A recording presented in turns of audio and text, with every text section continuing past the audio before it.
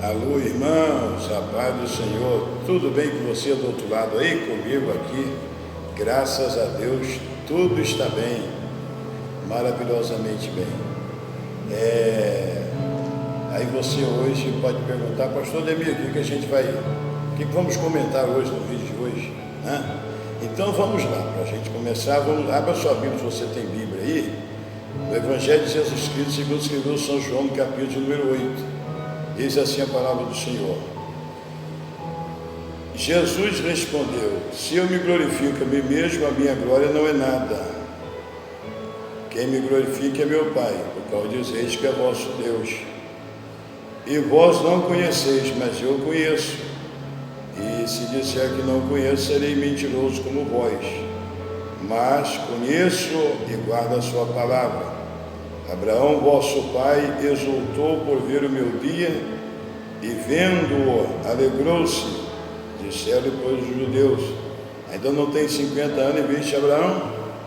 Disse-lhe Jesus: em verdade vos digo, que antes que Abraão existisse, eu sou. Vamos lá em Apocalipse, no capítulo 1. Apocalipse, capítulo de número 1. Se você tem Bíblia aí, acompanhe comigo na sua Bíblia. Olha o que diz a palavra do Senhor. Apocalipse, capítulo de número 1. Assim está escrito. Capítulo 1, versículo de número 8, diz assim: eu sou o Alfa e o Ômega, o princípio e o fim, diz o Senhor, que é, que era e que há de vir, o Todo-Poderoso. Pastor Demir, o que o senhor quer dizer com isso? Meu irmão, minha irmã, a gente está sempre recitando aqui Hebreus capítulo número 3, versículo de número 8. O escritor disse assim: Jesus Cristo é o mesmo ontem, hoje e eternamente. É muito importante você saber Bíblia, conhecer Bíblia. Isso é muito importante. Estuda a Bíblia, estude bons livros. Você que comunica com o povo através da palavra, estude geografia bíblica, história bíblica, a história do cristianismo, a história da igreja. Isso é muito bom, isso é muito importante. E estude a Bíblia Sagrada, a palavra de Deus. Em João 5, Evangelho de Jesus Cristo, segundo capítulo de número, São João, capítulo número 5, versículo 39, Jesus disse assim: e conhecereis a verdade, e a verdade vos libertará. E o que Jesus ensina também? Jesus, lá em João, capítulo 14, verso 21, Jesus disse assim: aquele que tem os meus mandamentos e os guarda, esse é o que me ama. Aquele que me ama será amado de meu Pai, e eu o amarei e me manifestarei a ele. Você está entendendo? Então estude a Bíblia Sagrada, mas não fique só na letra não, meu irmão. Não fique só na letra não. Você que é trabalhador, você trabalha, você que tem uma formação intelectual, você que tem uma graduação, você sabe que quando você envia o seu currículo para uma empresa, você é chamado, qual é a primeira parte que vem? A primeira parte que vem é a parte teórica, a teoria daquilo que você diz que sabe. Então primeiro você vai, no RH, aí você vai parte teórica, e depois da parte teórica, o que tem? Você sabe que tem a parte prática, Eu trabalhei em empresa, tem muito que está do outro lado, que trabalhar em empresa, você vai para um teste, Então você é motorista, você é enfermeiro, você é advogado, seja no que for. Então você tem que mostrar que você entende da letra e você também tem a prática. Não só a teoria, mas tem a prática. A Bíblia Sagrada é a mesma coisa. Então, você pregar sobre Jesus, pregar a palavra é uma coisa muito boa e muito importante. Mas tem gente que convence só através do discurso, através do sermão. Mas aí quando vai ver a prática, acaba não convencendo através da prática. Você andar com Deus. O que foi que impressionou as autoridades ali quando Pedro e João curou aquele homem coxo?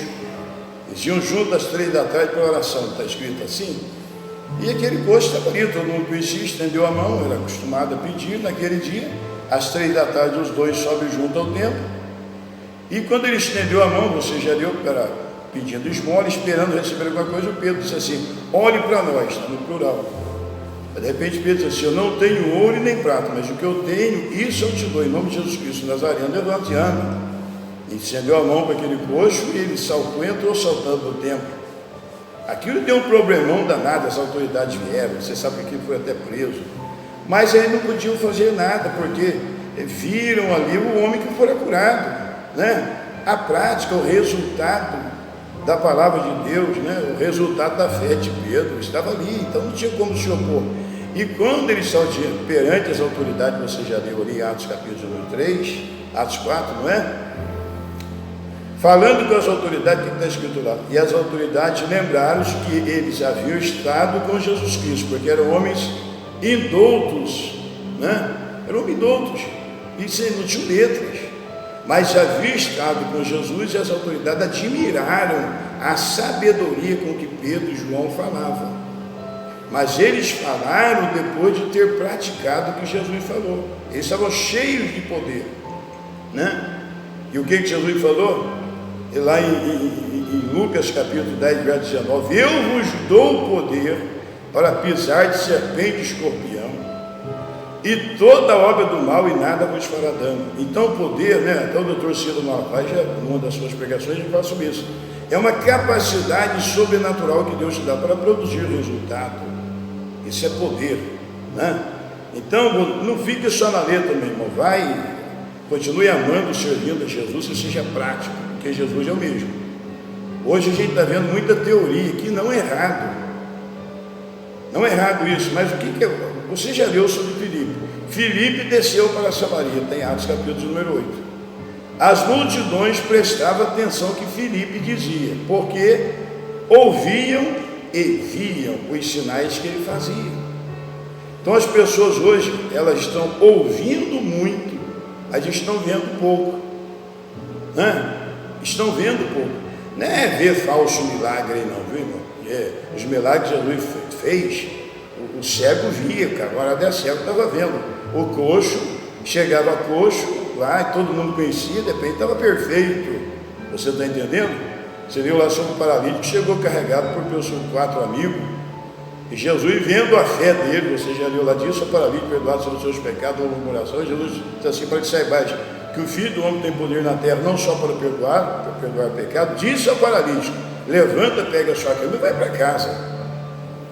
Então o milagre é visível, porque tem muita coisa aí que é, e curou de dor de cabeça e de dor de dente, sabe, aquilo que o remédio cura. Você vê que o milagre é aquilo que o médico já não pode fazer nada, o remédio não resolve. É a mulher do fluxo de sangue. Você já leu lá que ela gastou tudo que tinha com os médicos, indo a pior. E quando ela toca em Jesus, você viu lá, Jesus parou, começou a gritar: quem me tocou? Os discípulos, a multidão te aperta. O Senhor perguntou quem me tocou. Jesus disse assim: alguém me tocou, porque eu senti que de mim saiu o poder. E ela trêmula, com medo, aí ela se animou e disse assim: Senhor, fui eu que te toquei. Aí Marcos registrou lá. Aí Jesus olhou para ela, Jesus olhou para ela e disse assim: filha, grande é a sua fé, vai em paz e ser curada desse teu mal. E quando ela toca em Jesus, a hemorragia secou-se imediatamente. E acabou o problema, ela estava isolada da sociedade. Milagre. Então, aquele Jesus que fez milagre no passado, continua fazendo milagre nos dias de hoje, viu, irmão? Eu quero falar com você, meu querido irmão, minha querida irmã, que está do outro lado e que tem uma chamada. Aqui o nosso assunto é obra missionária, falar daquilo que Deus fez na nossa vida e vai fazer na sua. Ele faz na vida de quem Ele chama, de qualquer pessoa, seja homem, seja mulher, que Ele chama, Ele vai se manifestar. Ele vai se manifestar em você. Tá bom? Então o que acontece? Deixa eu contar uma experiência minha. Eu estou falando que Jesus Cristo é o mesmo ontem, hoje, eternamente. Ele há de vir. Ele falou ali para os fariseus: antes que Abraão existisse, eu sou. Uma murmuração ali, né? Então, olha, eu estava em um determinado lugar uma vez, eu fui enviado, foi meu segundo campo. Meu primeiro campo foi numa comunidade indígena, fiquei 2 anos. E depois fui enviado pela convenção do estado para um outro campo, meu segundo campo. Eu me recordo que aqui no estado de Roraima tinha um pastor que gostava muito de mim, era um ancião muito respeitado. O nome dele era Boanévio José dos Santos, mas carinhosamente chamado de Pastor Del. Então ele me conheceu em Pacaraima assim que cheguei de São Paulo, e ele começou a acreditar em mim. Ele viu em mim um chamado, ele acreditava muito em mim, então me ajudou muito esse pastor. Eu era jovem, então ele acreditou em mim, cuidou de mim e me ensinou muita coisa, me ensinou mesmo. E quando eu fui para esse segundo campo, eu cheguei nesse campo, é uma região muito abençoada até hoje, chamada Vila do Apiaú, aqui no estado de Roraima. E quando eu cheguei, eu fui animado, a convenção acreditando em mim, o pastor Boanévio, o pastor Del acreditava em mim, eu fui todo animado, tinha 34 anos de idade. Quando eu cheguei nessa vila, foi um sufoco para mim. Primeiro que eu não fui bem recebido pela igreja, porque um ótimo pastor havia saído de lá. O pastor Oséias era um grande pastor, muito querido pela igreja, mais velho do que eu. Então, quando eu cheguei nessa vila, o pessoal ficou meio assim comigo, não me tratou muito bem, não me conhecia. E foi uma dificuldade, o tempo foi passando, 1 mês, 2 meses, 1 ano e meio, e a coisa não ia. Eu andava, eu visitava as congregações, e minha esposa ia comigo, e era uma bênção, viu? Era uma bênção. E a coisa não ia, não convertia ninguém, não tinha batismo com o Espírito Santo, e de repente veio uma crise de malária na minha família, que foi terrível. Minha esposa foi acometida de malária, eu fui acometido, não passava a minha casa toda. Eu me lembro que um dia eu fui para um trabalho, pedi para minha filha ir na frente, minhas 2 filhas, e um dia depois eu fui, elas dormiam na casa de uma irmã. E quando eu fui, encontrei com as minhas filhas nessa casa da irmã, minha filha do meio já não andava mais com malária, era terrível, e todo mundo com malária. Eu me recordo que eu pedi ajuda de um padre, e o padre passava, era uma região muito difícil, não tinha asfalto na época, muito difícil. Muita malária, e aquele padre me ajudou, foi uma bênção aquele padre, me ajudou, levou minha filha para casa. E a coisa, em vez de melhorar, só foi piorando. E tomamos o remédio, melhoramos da malária, mas ficou a sequela da malária, parece que é pior que a malária, todo mundo. Inclusive a Rede Globo fez uma matéria sobre malária na Amazônia naquele tempo, e foi no começo de 2001, e os repórteres foram na minha casa, eu nem sabia que era a Rede Globo, e a matéria saiu no jornal hoje. Quando meus familiares viram, se apavoraram. Eu cheguei aqui em 97, não dava notícia, de repente eles me viram na televisão, na Rede Globo, no jornal hoje da Rede Globo, e morrendo de malária. E foi terrível, 500 mil casos de malária na Amazônia aquele ano. E a reportagem foi justamente na minha casa, a casa do pastor da vila. E todo mundo ficou apavorado, eu já apavorado, eu caminhava 50 metros, eu tinha que deitar, que eu não conseguia andar. E recuperei da malária, que tomamos o remédio, a minha família recuperou um pouco, só que aquelas dores persistiam, eu andava, ia para a congregação, e era uma dor horrível, dor do braço, dor do fígado. Um dia eu coloquei no coração, vou embora. A igreja acredita em mim, a convenção acredita em mim, o pastor Del acredita muito em mim, eu não estou vendo resultado, não converte ninguém, e não está bom para mim, eu vou embora, eu vou voltar para São Paulo, eu vou inventar um negócio, a coisa não anda, não vai. Muito doente, um dia eu falei, Jesus, se o Senhor me cura, eu me levo, eu não aguento mais tanta dor, não dá para viver assim. Uma dificuldade imensa. Aí um dia eu estava lá, chega o pastor Del chegou com uma senhora, uma missionária muito querida, chamada missionária Eunice, ela é esposa de um grande amigo meu, sargento do exército, Márcio de Oliveira Quaresma.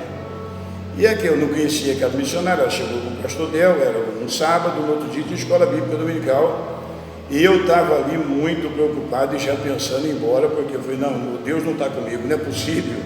Se Jesus estivesse comigo, o trabalho cresceria, a gente não estaria morrendo desse jeito. E quando foi no domingo de manhã, teve a escola bíblica dominical, e nós começamos a escola bíblica, normal, como a escola a gente faz, a escola bíblica dominical, e eu passei a oportunidade para o pastor Del, depois ele passou para ela. E de repente, aquela irmã, aquela missionária começou a pregar, ela olhou para mim e citou, inclusive eu marquei aqui, Salmo de número 78, versículo 19, foi a palavra que ela falou para mim.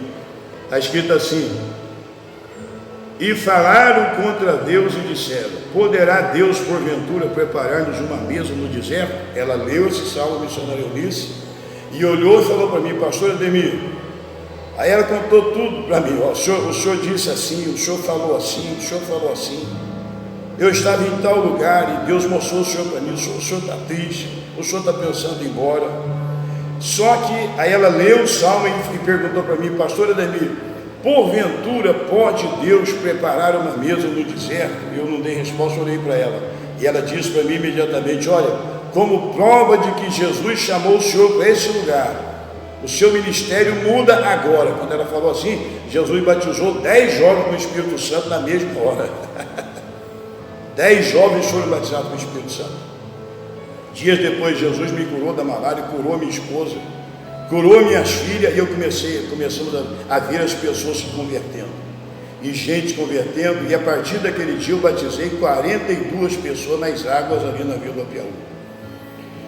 Hoje, 20 anos depois, eu estou aqui na cidade de Boa Vista. Fui para São Paulo em 2007, voltei em 2008, comecei um trabalho independente aqui em Roraima. Hoje, mais da metade dos irmãos da nossa igreja sede aqui em Boa Vista são oriundos da Vila do Piauí, que me conheceram ali naquele tempo. O meu genro é da Vila do Piauí, os meus netos estão sempre, inclusive hoje, meu genro chegou hoje da Vila do Piauí. A mãe dele é uma senhora muito querida, o padrasto dele muito querido ali, tem terras, os tios, tem fazenda, uma região muito abençoada, várias igrejas naquela região do Piauí, Vila Nova, Campos Novos, Roxinho, Vila da Penha, muitos pastores estão naquela região ali, uma região muito abençoada por Deus. E ali, a partir daquele dia, eu vi a glória de Deus se manifestar. Deus estava me provando. Então Deus prova você, meu irmão. Às vezes você está aí do outro lado, a sua convenção acredita em você, os irmãos, amigos, pastores acreditam em você, só que de repente a coisa não está indo, não está caminhando como você gostaria que caminhasse. Não desanime, não desista. Deus tem uma resposta para você. Talvez Deus me colocou aqui do outro lado aqui para dizer para você: não pare, não desanime, não entregue o trabalho que Deus colocou na sua mão. Muitas vezes a gente vem na mente de um missionário, de um pastor: eu vou entregar, a dificuldade é grande, as coisas não estão acontecendo como eu gostaria que acontecesse. Mas Deus está provando você, meu irmão. Deus está provando você, minha irmã. Deus prova você em muitas áreas. Primeiro veio a enfermidade, a escassez. Mas saiba de uma coisa: aquele Jesus maravilhoso que chamou o apóstolo Paulo, nós estamos sempre falando aqui do apóstolo Paulo, mas você lembra em Corinto? Ele queria sair de Corinto, a perseguição grande, e Jesus se apresentou a ele, está lá em Atos dos Apóstolos, capítulo 18, e o Senhor apareceu a ele em visão e disse: Paulo, não temas, fala e não te cales, ninguém lançará mão de ti para te fazer mal. Eu tenho muita gente nessa cidade. Paulo ficou ali 1 ano e 6 meses, e foi uma maravilha. É só você ver as 2 cartas que ele escreveu para a igreja de Corinto. A primeira carta tem 16 capítulos, a segunda tem 13 capítulos, você está entendendo? Então Deus prova. Depois você viu ele quando ele foi preso, né? Foi preso, aí ficou preso muito tempo. Aí em Atos dos Apóstolos, inclusive eu citei, sempre estou citando Atos 26, no capítulo 27, ele vai num navio preso com mais de 275 pessoas, veio aquele furacão no mar, chamado furacão Euroquilão, você está entendendo? E quando todo mundo pensava que já ia morrer, porque ficaram vários dias sem ver luz do sol, sem ver nada, de repente Paulo põe-se de pé, pegou o alimento, deu graça, e o que Paulo fez? Paulo disse aos que estavam ali: olha, vocês precisam comer, porque isso depende da vossa saúde, porque o Deus de quem eu sou, a quem eu sirvo, mandou os senhores para estar comigo essa noite, né? Então, não vai perder nenhum fio de cabeça da nossa cabeça. Vamos perder o navio, a carga que a gente vai dar numa ilha. E disse assim: senhores, eu sei que vai acontecer aquilo que Deus falou comigo que aconteceu. E quando ele chegou lá na ilha de Malta, né, todo mundo a salvo, não morreu ninguém. O que você já leu lá? Quando ele desce lá, fazendo muito frio, chovendo, foram catar graveto nos galhos de vide. Quando Paulo vai lá, pega um feixe de vide para colocar no fogo, que estava lá? Uma víbora venenosa, picou a mão de Paulo. E você já leu que os nativos começaram a falar um para o outro: esse homem é homicida. Ele escapou da fúria do mar, mas a justiça divina não deixa ele viver. Esperava que ele caísse, se inchasse, morresse, caísse morto em pouco tempo. Mas o que aconteceu? Esperaram muito tempo, não aconteceu nada, eles mudaram de parecer e disseram: isso é meu Deus. E você vê que ele orou, Jesus curou o pai do governador da ilha, e foi uma bênção sair dali, ficar 3 meses ali e deixar ali uma comunidade cristã abençoada. E chegou em Roma e ficou ali em Roma 2 anos, pregando a palavra, né? Então, Deus provou aqueles que Ele chamou no passado e continua provando. Ele prova você. Não desanime, não desista, não deixe de fazer aquilo que Jesus mandou você fazer. E você que está se preparando, meu jovem, é o que eu digo a você.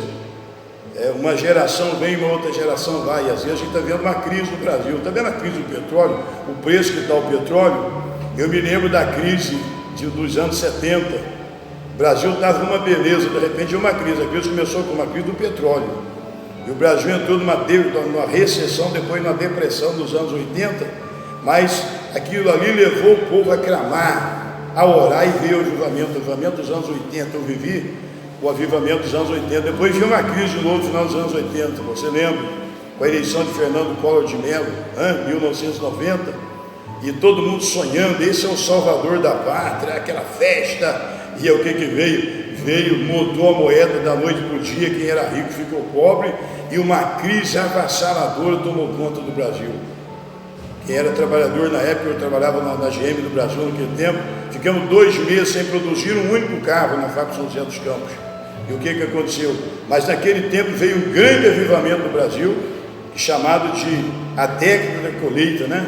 E eu congregava ali em Taubaté, no bairro da Água Quente, e eu tenho orado a Deus, pedindo a Deus um avivamento conforme aquele que eu vi no início dos anos 80, dos anos 90 ali em São Paulo. Não é verdade? Então sempre a crise é uma oportunidade de um avivamento. Nós estamos vendo uma crise, parece que é a crise do petróleo no Brasil, né? Elegeram um salvador e parece que a coisa não está bem na nossa nação. Mas nós estamos ouvindo o barulho de um grande avivamento. Estamos ouvindo o som de um vento de avivamento. E Deus tem chamado você, chamou a mim. Eu estou fazendo a parte que me cabe. Faça a parte que lhe cabe, porque Deus é contigo. Meu querido pastor, que está num campo difícil, talvez você está doente. Jesus Cristo te dá saúde. O dia que for para você sair dessa terra, Ele vai falar com você, vai falar com a sua família, você vai ficar sabendo antes de sair dessa terra. Porque o apóstolo Pedro falou: irmãos, você já leu lá? 2 Pedro: eu sei que brevemente deixarei esse meu tabernáculo, como o Senhor Jesus Cristo já me revelou. Mas eu sei que depois da minha morte tem lembrando dessas coisas, do ensino dele, né? E o que o apóstolo Paulo falou para Timóteo? 2 Timóteo capítulo 4, a partir do verso 1, Paulo diz assim: conjure-te, pois, diante de Deus, de Cristo Jesus, na sua vida e no seu reino, a de julgar os vivos e os mortos. Pregue a palavra, índice a tempo, fora de tempo, corrige, repreende, exorte com toda longanimidade e doutrina, porque chegará tempo que não sofrerão a sã doutrina, mas tendo comichão nos ouvidos, amontoarão para si doutores, segundo as suas próprias concupiscências, recusando-se da ouvir a verdade, voltando-se às fábulas. Ele diz para Timóteo: mas tu, se sobra em tudo, sofre as aflições, faça a obra de um evangelista, cumpra bem o seu ministério. Ele fala de si: eu já estou sendo oferecido por libação de sacrifício, o tempo da minha partida se aproxima. Ele diz para Timóteo: mas eu combati o bom combate, acabei a carreira, guardei a fé, resta-me agora coroa, que o Senhor Jesus Cristo, justo juiz, dar-me-á naquele dia, não somente a mim, mas a todos quanto amarem a sua vinda. Então ame a vinda de Jesus, meu irmão, minha irmã, não pare, não desista, avançar sempre, recuar jamais. Hebreus capítulo de número 13, versículo de número 8. Jesus Cristo é o mesmo, ontem, hoje e eternamente. Então, meu irmão, dê o seu like, compartilhe os nossos vídeos, tá bom? Comente os nossos vídeos, se inscreva, você que está do outro lado, aí se inscreva, tá bom? Não vai te custar nada, mas para nós vai ser uma bênção, tá bom? Divulgue os nossos vídeos, tá? E eu aproveito para enviar meu abraço aos irmãos aí do estado de Goiás, não vão poder estar na festa. Abraço para o pastor Raimundo, pastor João aí no estado de São Paulo, pastor Pedro Cavalcante Lima, nosso pastor do Iramutã, os nossos obreiros da igreja do Iramutã, aos nossos pastores aqui na cidade de Boa Vista. Deus abençoe nossos amigos, companheiros. Fiquem com Deus, ore por mim, eu estou orando por você. Eu estou aqui desse lado, você do outro lado, mas estamos juntos fazendo a obra de Deus. Missões está no coração de Deus e tem que estar no seu coração. ide e pregai, disse Jesus. Deus abençoe a sua vida. Até o próximo vídeo, em nome de Jesus. Amém.